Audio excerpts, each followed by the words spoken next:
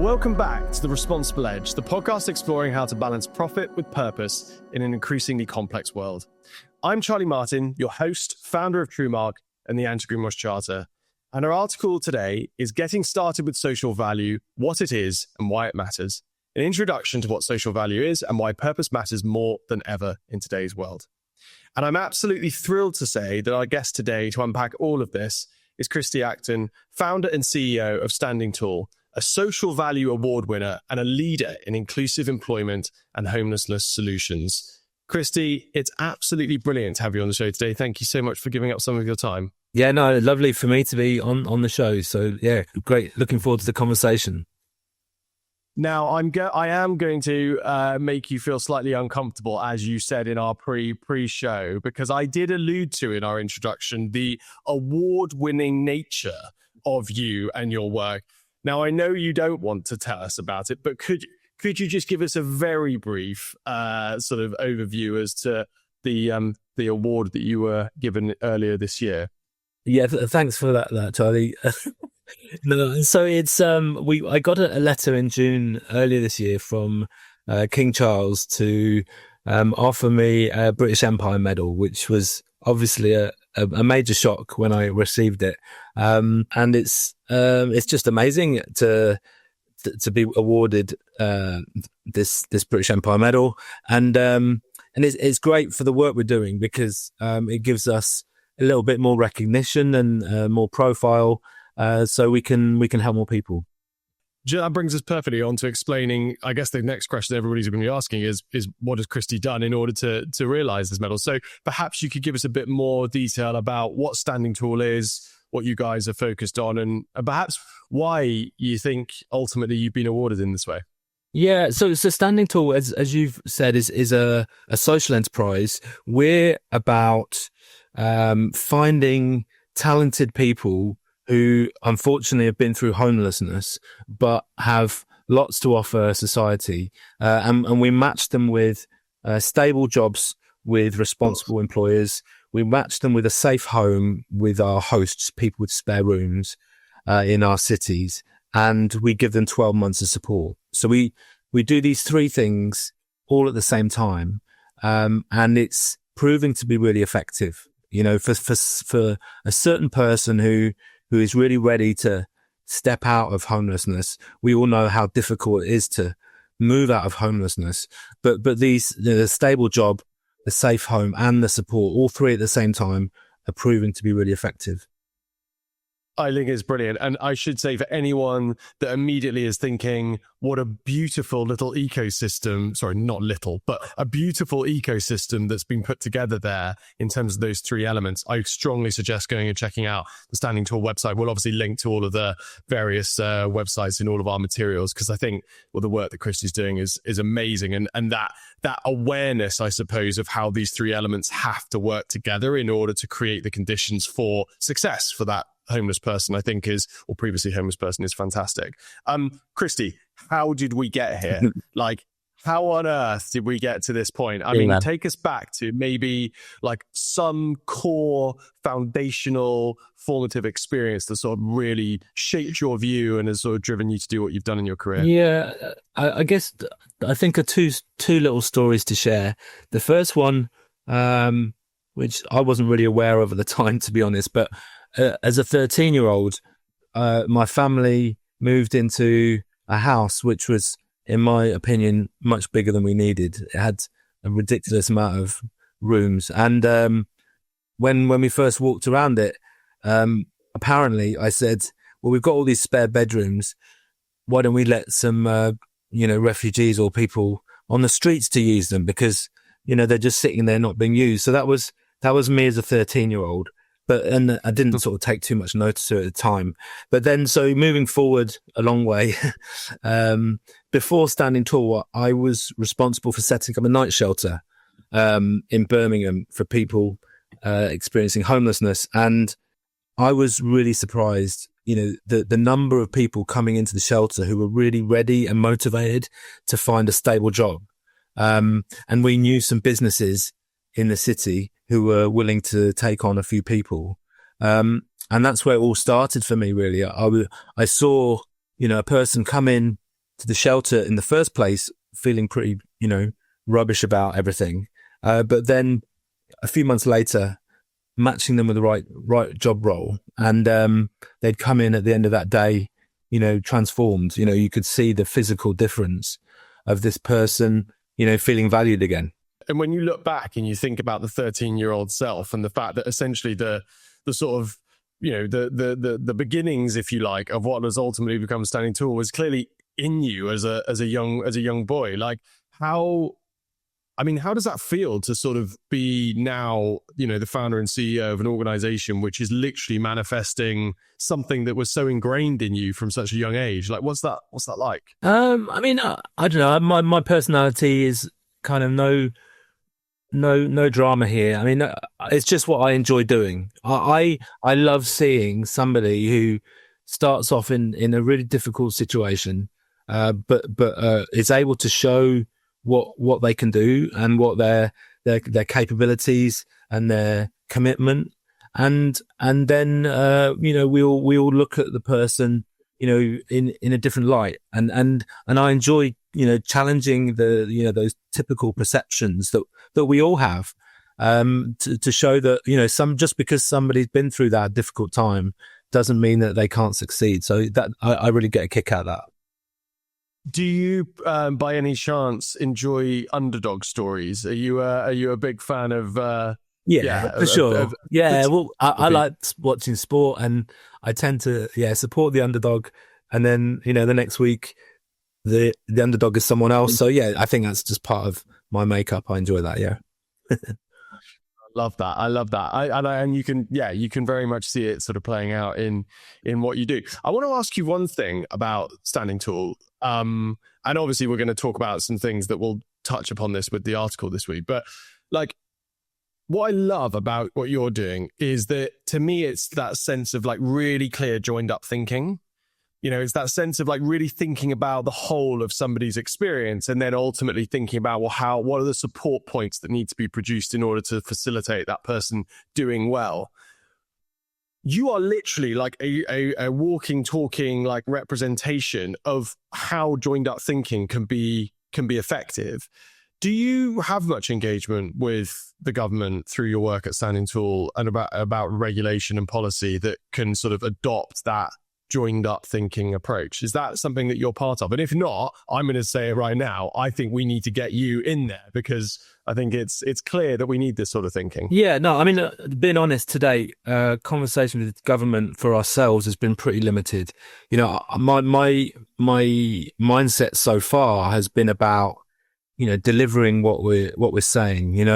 We're helping 100 people this year move out of homelessness. And, we built it over the last 4 or 5 years. So my commitment so far has been, proving the model and improving the model.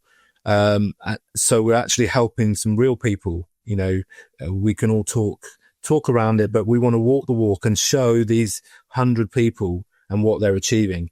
I hope that, the profile of what we're doing is going to continue to grow. We had our first job last week with Lidl. A first person start in Liverpool, working for Lidl. And, we've had a post this week on LinkedIn from Lidl, which is obviously, going to help our profile. But, we'd love to talk to the government and share our learning with, whoever wants to talk to us in the government about, I think you're exactly right. This situation of someone in homelessness doing one thing, is probably not really going to help. It's a 24/7 existence. And so you have to have that full package to really give somebody, half a chance to change it. Yeah, I think that's what really strikes me with the work that you're doing, is that it's that sensitivity and awareness of the experience on the ground. So I think, if there's anyone from government listening in, it's the show. I think that, it's clear that there's a lot of value and insight that, you could share in terms of how to go about approaching this. Let me ask you one more question on you and Standing Tall. And you kind of alluded to it there, but what does success ultimately look like for Standing Tall? Like you mentioned, 100 people you're working with this year. That's all. I mean, that's a fantastic to think of 100 people stood in a room who have all had their lives like fundamentally changed this way is amazing. It's an amazing thing to have achieved. But what's the ultimate outcome that you're looking to get to? No, I mean, we're excited by the potential of what we're doing, and 100 is as you say an amazing achievement, but we know that the numbers are way bigger than that. Across the country, unfortunately, thousands of people are in temporary accommodation. There's obviously the people physically on the streets, but behind that iceberg, there are thousands of people who are in a very tricky position. We would just love to help more people. So the kind of growth for us is looking to grow into more cities. So we're in 8 cities right now, mainly in England. Next year we start in Glasgow and Dublin, which is exciting for us, moving into Scotland and Ireland. And I can't say too much, but we've had some support from a business who wants to help us, to seed fund us to move to America when we're ready, which is really exciting. But the honest situation is we're not quite ready. But it shows the potential in a few years' time that we could grow our work into outside of the UK. How does that, as the 13-year-old boy who stood in his big old house with lots of rooms saying, shouldn't we surely, invite some people that need a room to come into the house? How does it make you feel to think that possibly one day you could be, managing something like this internationally? Yeah, super proud, and super proud of the team. We've got a team of 10 people. And the key member of staff that we have is called a talent scout, and the job title is all intentional, and they're the people in all of our cities going out, meeting the people, seeing them every week, and then sort of supporting them into work. So super proud of the team, and see where we can take this. It's awesome. But it is a big job. And I think even my limited understanding of, the numbers that you just hear coming out about the number of people that are homeless. And as you say, most people just typically think of those people that are on the streets, but homelessness takes many different forms. And, you've got people's, sofa surfing, and you've got people staying in temporary accommodations, and it's just becoming a bigger and bigger problem. It's, what do you put that down to? Like, why is it getting so much worse? Yeah, as you say, that is a big question. And I think to start with, to answer is, there's a whole bunch of factors that are contributing to this. I think that, the lack of housing, we need more housing as a start, affordable housing. And, governments of every colour have been sort of talking about this for a while, but the numbers of new social housing, affordable housing going up is still low, and that would really make a big difference. The cost of living crisis is obviously something that's been around for a while and really affecting people just being able to get by. People in work, full-time work, who still can't afford to get by. So it's unfortunately at the moment going in the wrong direction, but I'm ever the optimist. There's things that we can all do to make it a little bit better. I think you're right. I think lack of supply and the fact that we're economically deteriorating. That's the only way of looking at it, really, as a collective. Like, those are the prime conditions for homelessness to sort of to sort of take over in many ways. But anyway, let's move on with the article for this week. So, Christy, would you mind just providing us with a bit of an introduction and summary to the article, and then just perhaps picking out from it whatever you thought was sort of quite notable or perhaps even missing from the piece? Sure. So, the article called "Getting Started with Social Value: What It Is and Why It Matters." It's a interesting sort of introductory article, really, to social value, what it means, and then it gives a number of sort of practical ways in which organizations can put social value into action. And my kind of, from my point of view, my understanding is that, if we took a company that was just purely there to make profit, to pay the bills and make profit, then social value is not part of the picture there. But what we're trying to do, what businesses are trying to do here is obviously have other more objectives to do with supporting society and the local communities they work in. And I think personally that, businesses have huge potential in this area. That for the first thing is they employ people, so where are their staff coming from? Are they representing the local communities they work in? But also, the footprint that they have in the local place that they work in. What positive contribution are the companies making to the wider society? And I think we're seeing this agenda growing. We're seeing that the people in their 20s and 30s are taking, when they choose to apply for different companies for jobs, the companies, community, if it's community minded or not, is for sure moving themselves into a position where people are, more attracted to work for them. And hopefully this agenda will grow in the years to come. For my own sanity, just for moving forward, can you just provide what is social value? Well, give us a bit of a definition of what it kind of covers. It feels like a fairly nebulous term. It kind of seems to cover everything that you could do that would mean that you were essentially a good actor. Is that, what would just describe it to us? Yeah, no, and I think you picked up on a key point here is that as far as I know, there isn't any kind of really clear definition of what social value is. And, in that situation, different businesses, different people have their own version of what social value is. I mean, for me, it's just about a business doing whatever they do in their day-to-day, delivery or whatever, making sure that it's being done in a way that takes account of the well-being of local communities and having positive outcomes on, wider society. So, a business could deliver, sell their products and whatever, and have, no care or no thinking about the impact that their business is having on wider society. Or on the other end of the spectrum, they could really be thinking about the different processes that they do, that they make happen, and how they could improve it to make a better impact.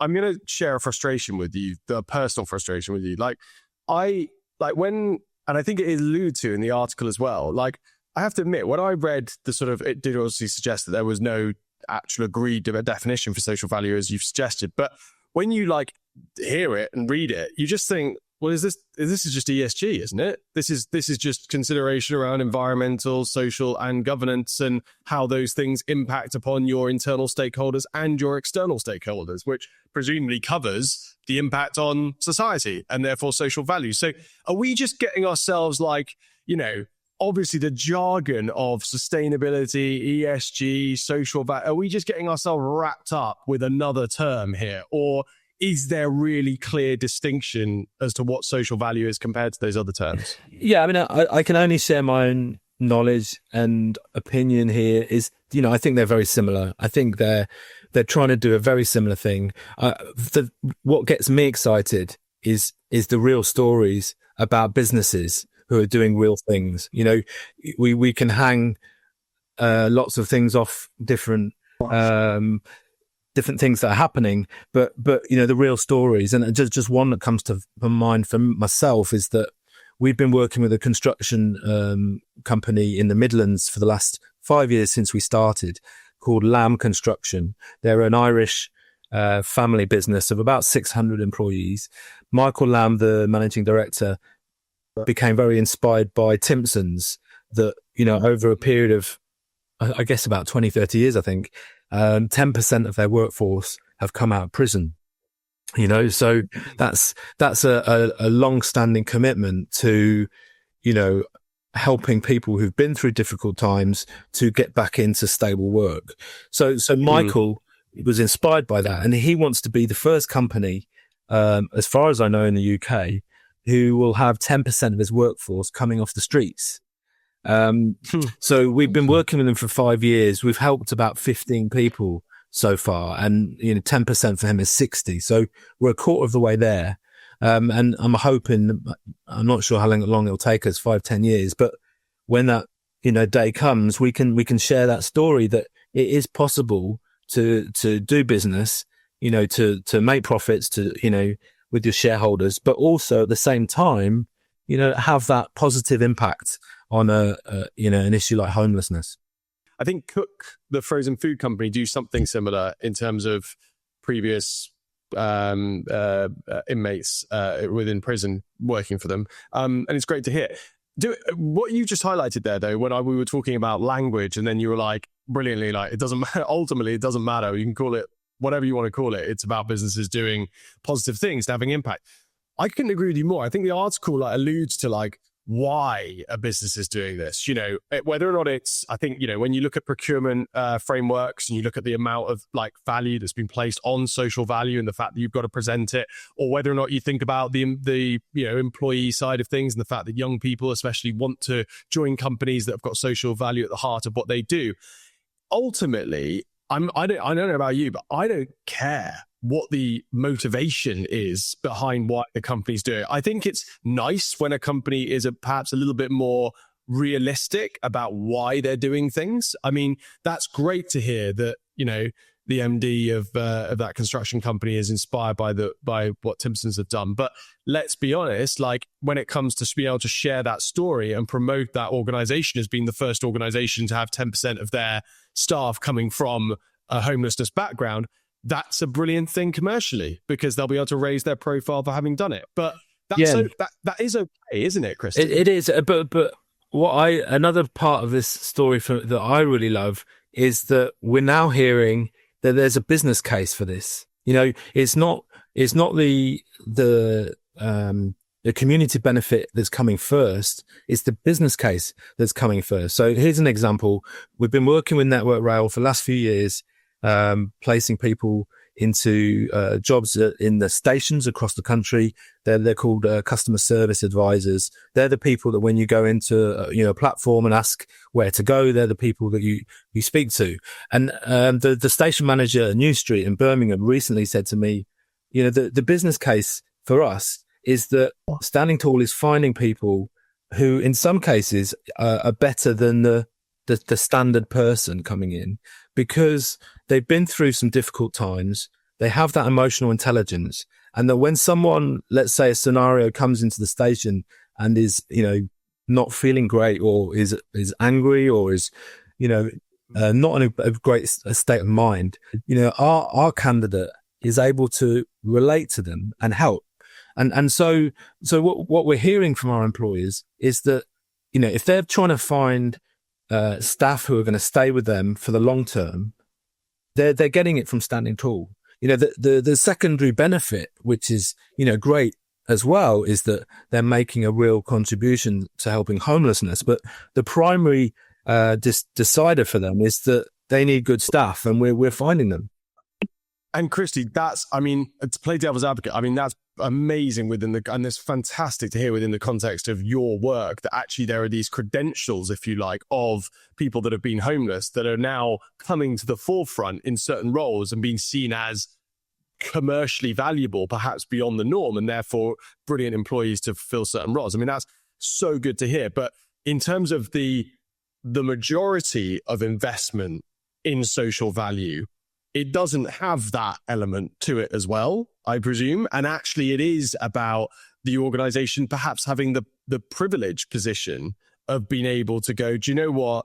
We're going to invest some of our time, money, and effort in doing this thing, which is going to have a positive impact that will ultimately allow us to win more work, to be recognized for having done this work, and being therefore have all the PR and sort of marketing associated benefits, and our staff are going to be more loyal and more committed to us. So when we get really down to the let's get real with this. Is that in the majority of circumstances why people are doing this? Yeah, and this is the fascinating part for me. You know, as we both know, there are businesses doing social value across the country in all lots of different ways.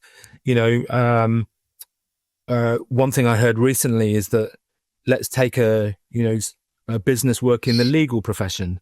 You know, where businesses are going out and volunteering to, paint a community centre. That's a positive thing. You know, be clear about that. That's helping hopefully a not-for-profit with something they need doing. But when a legal business uses their skills, whether it's pro bono support for a charity, that for me that really changes the social value that's going on. So I think just from where I'm sitting, businesses can be a bit creative to think about what they already do, what their day jobs are, and how they can make use of the skills experience they have within the team in wider society. That brings me on to my next question of I've probably seen examples of where you've got businesses that are almost like prescribing the social value initiatives that they want to do because it suits them, basically. Whatever that thing is, it suits us to write a check, or it suits us to do this particular initiative over here because in some way but actually that's ultimately the wrong way of thinking about it, is it not? The things you've got to start with is, right, what do the community, what does the group of people that are affected by us, what is it that they need? And almost building what you then do from a social value based upon what stakeholders are telling you they need. Have I oversimplified that, or is that I think the thing that comes into my mind is that with any business, any organization, there's a journey. You start off somewhere. You start off, whether it is volunteering for whatever, supporting a local project, and that's hopefully if there's an honest conversation between the charity, that there is something of actual value that is being done there. But then as time goes on, the business can become a bit more mature and sophisticated in the way in which it can spot how it can have that wider value. And I think every kind of business, in different sectors, different sizes and so on, can identify ways in which it can have sort of positive value. That was going to be my next question about size. We have, and again, I'm going to massively oversimplify things for myself here more than anything, but essentially we've got, procurement acts, etc., regulations that are requiring, from a public sector perspective, that social value be factored into, analysis of bids essentially for work. That's then going to trickle down into the private sector as well. And then what you're going to have, presumably, is big organizations, big corporates, who are ultimately then going to be putting a lot of pressure on their SME suppliers and value chain contributors for them to adopt these sorts of social value criteria. How fair is that? How fair is it that we now are getting the larger corporates sort of directing SMEs, if you like, to start behaving in this way? Yeah, I think it's not ideal, is it? Where, especially when, let's say, a small business is taking a decision to do something in social value, to fulfill being able to, win a contract. If that's the mindset, we all know that that's probably, not going to really make too much difference.